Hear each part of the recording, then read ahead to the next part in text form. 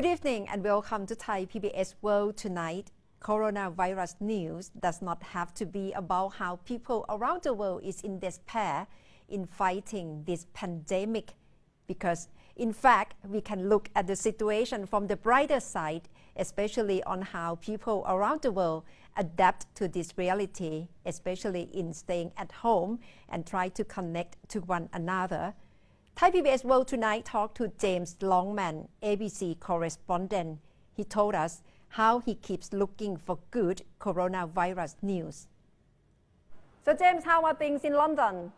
Well, it's obviously an uncertain time for everybody. You know, it's difficult. Britain is going to be probably the most hard-hit country in Europe. So it's uncertain. We've just had Boris Johnson, the Prime Minister, in hospital. He went into the intensive care unit, but now, thankfully, he's out of danger. And Britain is trying to figure out, you know, how long it's going to be before life can go back to normal, I think. So like lots of other countries. And you have your own column, Good Coronavirus News. And how do you discover good news about coronavirus? Look, I think whenever there's something negative happening, whenever something difficult happens, people always respond in an amazing way. It doesn't matter what the story is, there's always good that happens. People all are at home now, stuck, thinking of creative things to do. So they're using Twitter, Instagram, TikTok, Facebook, and they're sharing lots of exciting or funny or interesting or creative moments. And so there's lots and lots of content, I guess, and people are being really, I suppose, creative with the ways that they do things. And it just goes to show what we're capable of when we're faced with a struggle. You know, I remember when I was in Thailand and we covered obviously the boys in the cave, the wild boar team. It was a sad story. It was a dangerous situation for the boys, but it was a story about unity and the country coming together. And this is the same. It's a sad situation, but it's also a story about humankind coming together. James, I've seen some of they are very inspiring and uplifting. So how did you come to have your hands on these stories? Or how did these stories come to you? Well, we look at, I mean, there's a lot of stuff on social media. We look for interviews that people do. Often it's easier for the newspapers sometimes to do interviews because we work in television and obviously people don't have television cameras at home, even if they have iPhones.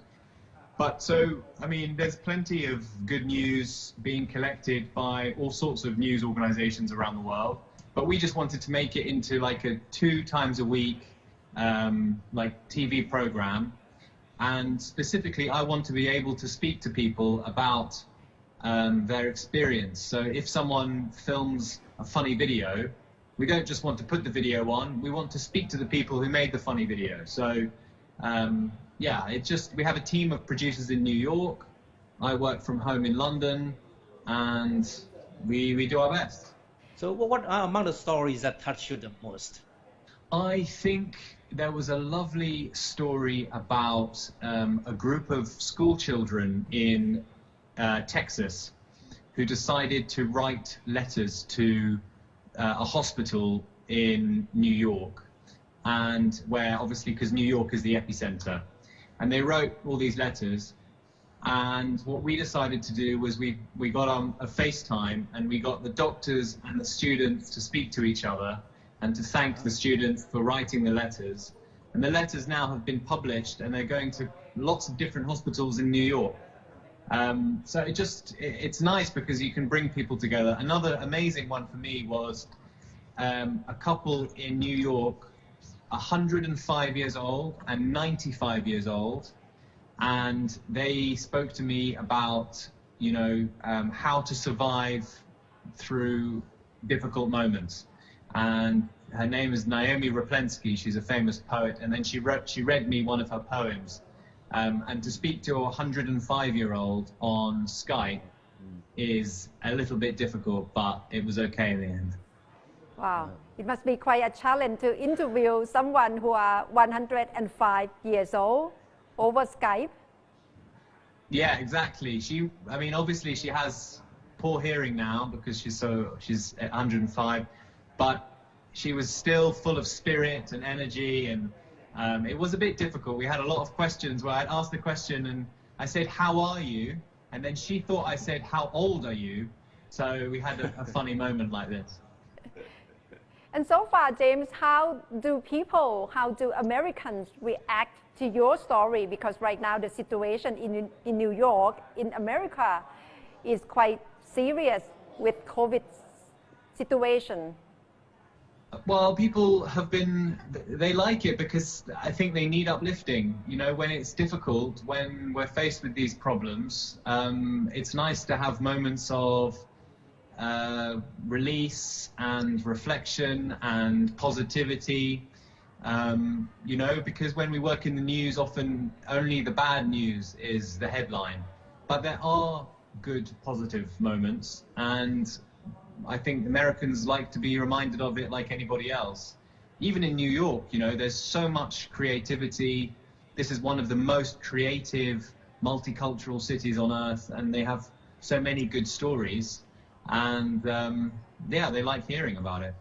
What is the overall policy of ABC in reporting on this deadly virus? Any guidelines that you need to be very mindful about?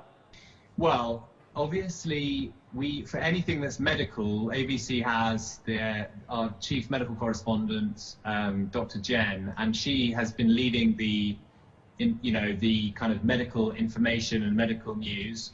And so any story that anyone hears or any government publishes about the crisis, the medical unit at ABC looks at it first. Anything that we gather from the internet, just like when before this crisis, we have a user-generated content team. They verify videos. Like, for example, there was videos of Venice. People said there were dolphins in the water, but we have a team in New York that checks videos, and they found out that that was fake. So it's possible with this story that you can, if you want to find lots of stuff from the internet, that's great, but sometimes you have to be careful. So we have a team in New York that looks at everything and makes sure that if we say something, that it's true. And you must be working from home for quite a while. How do you manage? I like it. It's I spend a lot of my time flying around. I haven't spent this much time at home in like 3 years. This is where actually I do the report. I sit in my chair at home in my living room. We have some lights, which they gave me at work, and we just set it up. And actually, my boyfriend has to become like a professional cameraman because he has to use, he gets to use his camera, and then we film it and record it. So it's okay. It's quite fun. Yeah, it's quite adventure. adventure. James, I know you're in London right now, but President Trump has said he wants to reopen the country in May. So what do you think is the general mood of the American people on this? I think the United States is having that debate. I think Britain is also having this debate. It's certainly true that there is concern about opening a country too early. A lot of people are worried about this because, you know, if you look at New Zealand, they decided to lock down for 1 month and they've had 1 death. If you look at Germany, they're locked down, they're not making plans to open up. South Korea, they had a long lockdown. And so I think if you look at countries where there has been success in beating coronavirus, they're the countries that had long lockdowns and lots of testing. And I think a lot of people would be concerned that the lockdown would end before all of the testing had taken place. But at the same time, people also understand that our economies have to function. And I think particularly in Britain and America, there is real concern about the economy crashing, and a long period of no economic growth is very, very bad. So you have to balance these two things. I think in this country, that debate about when we open up is going to continue, and the same in America. But the leadership in both countries says that they're taking medical advice. So whatever the medical advice is, I suppose, has to be followed. And that's part of the interview which was broadcast online on Thai PBS World Tonight. You can watch us every day from Monday to Friday at 7 p.m. And Kun Thep Chayong joined me online from home. And that's all from Thai PBS World Tonight.